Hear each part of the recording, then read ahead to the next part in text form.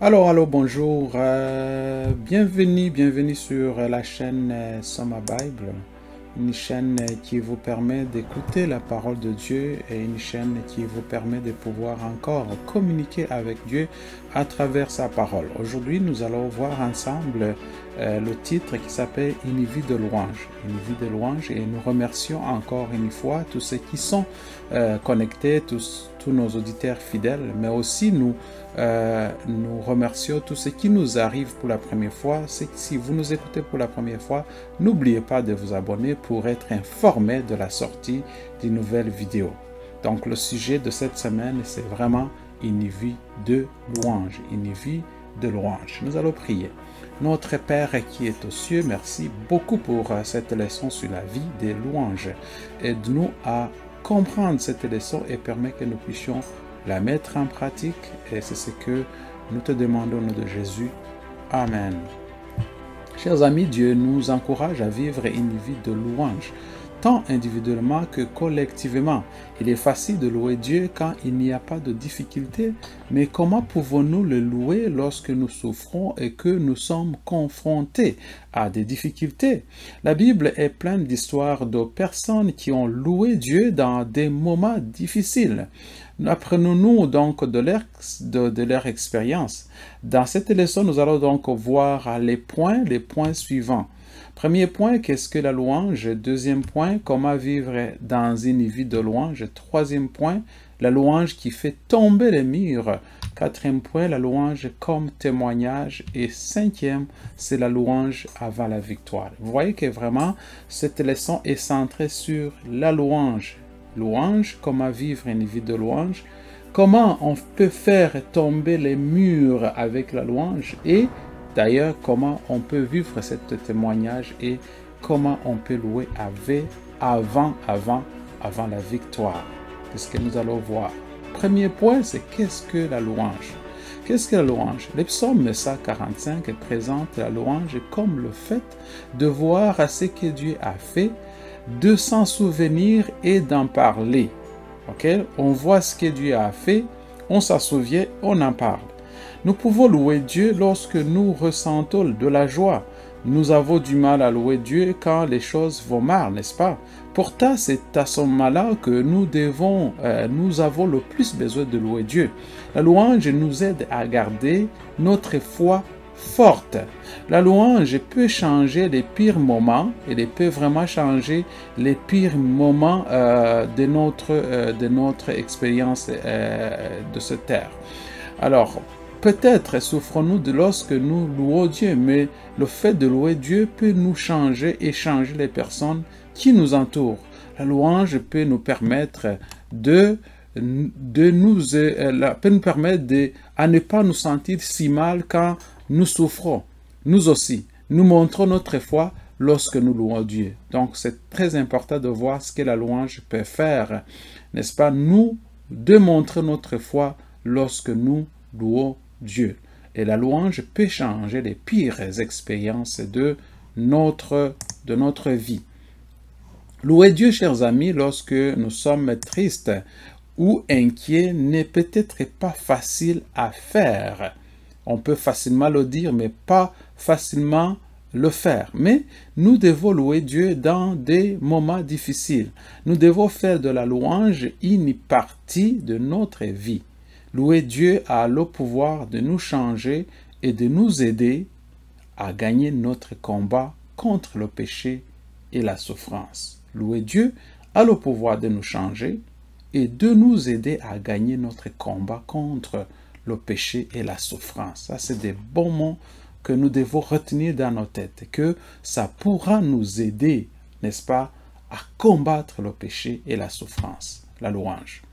Point numéro 2, c'est comment vivre une vie de louange. Comment on peut vivre une vie de louange. Verset 4 du chapitre 4 des Philippiens, il est écrit « Réjouissez-vous toujours dans le Seigneur ». Je le répète, réjouissez-vous, se réjouir dans le Seigneur. Nous devons louer Dieu aussi bien dans les bons moments que dans les mauvais moments. Nous devons apprendre à louer Dieu à des moments où nous n'avons pas du tout envie de le louer. lorsque nous n'avons pas envie de louer Dieu. C'est à ce moment-là que nous devons donc louer Dieu. Important de pouvoir le souligner ici que c'est important de le louer dans n'importe quelle circonstance. Dans n'importe quelle circonstance, il faut louer Dieu.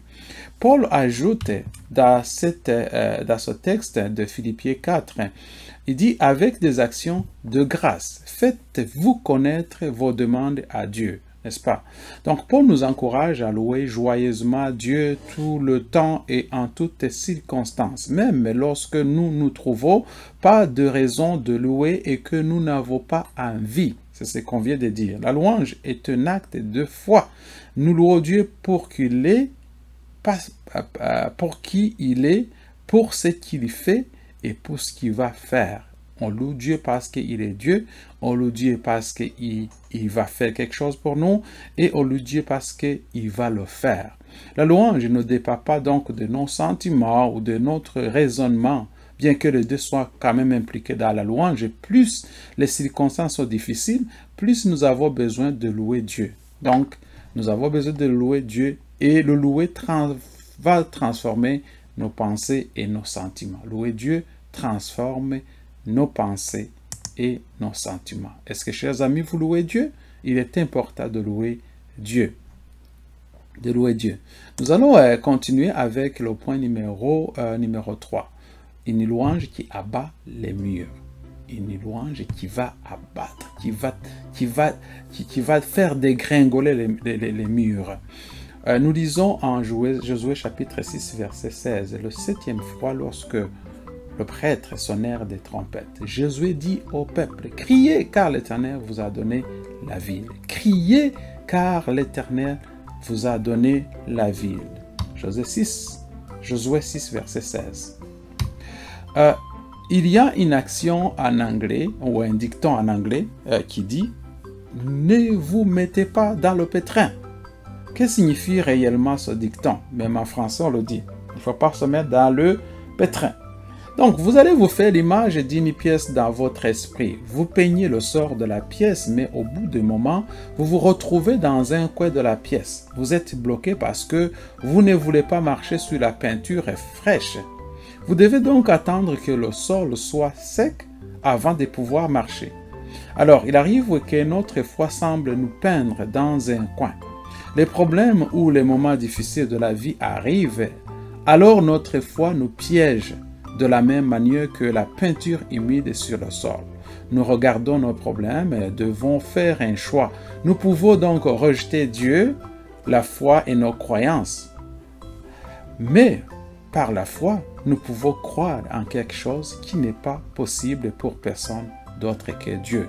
Donc il est important que lorsque nous nous retrouvons dans ce coin-là, nous puissions implorer Dieu pour qu'il puisse nous faire sortir de son pétrin. Chers amis, Dieu a mis les Israélites dans un coin où une épreuve difficile. Les Israélites ont erré pendant 40 ans dans le désert. Après cette période, Dieu n'a pas conduit son peuple vers des belles prairies vides. Donc, Dieu a conduit son peuple dans l'une des villes les plus fortes du pays.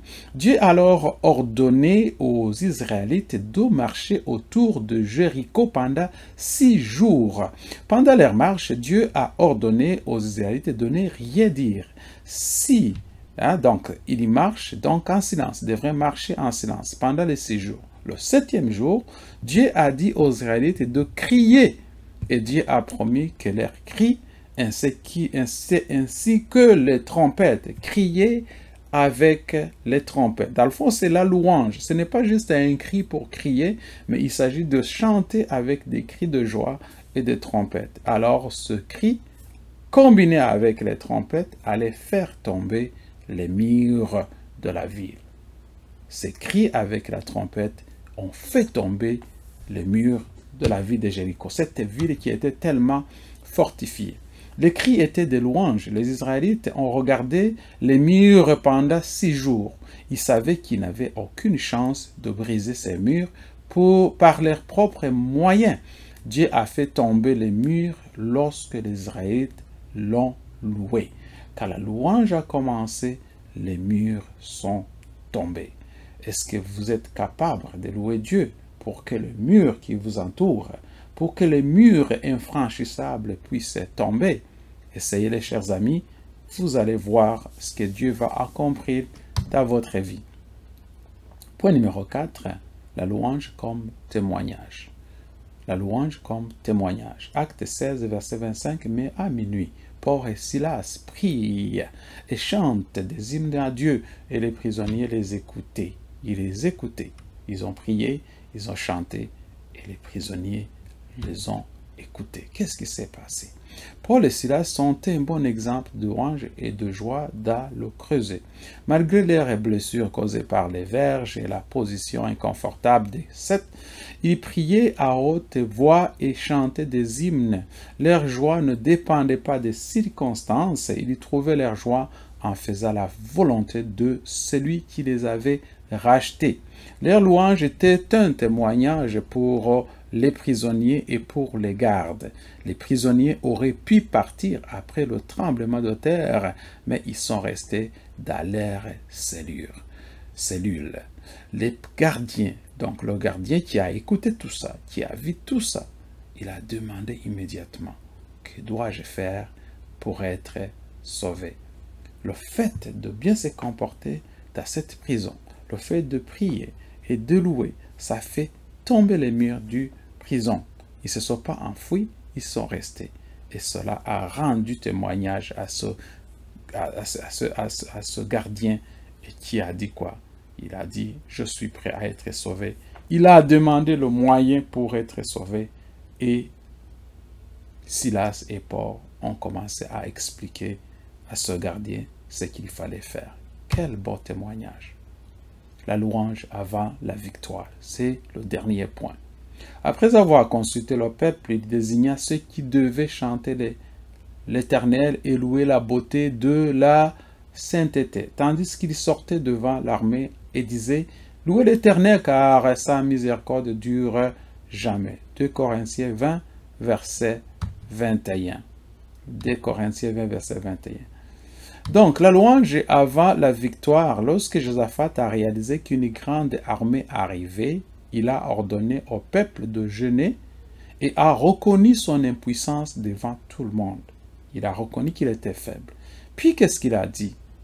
Et se retrouvant dans ce coin-là, infranchissable, il a demandé l'aide de Dieu. Dieu a répondu en sa prière en donnant des instructions pour la bataille au prophète Jéhaziel. Il n'aurait pas à combattre, mais c'est Dieu qui va combattre à sa place. Et c'est Dieu qui va combattre pour eux. Ils ont demandé de l'aide de Dieu et Dieu a accepté. Ensuite, Josaphat et le peuple se sont prosternés.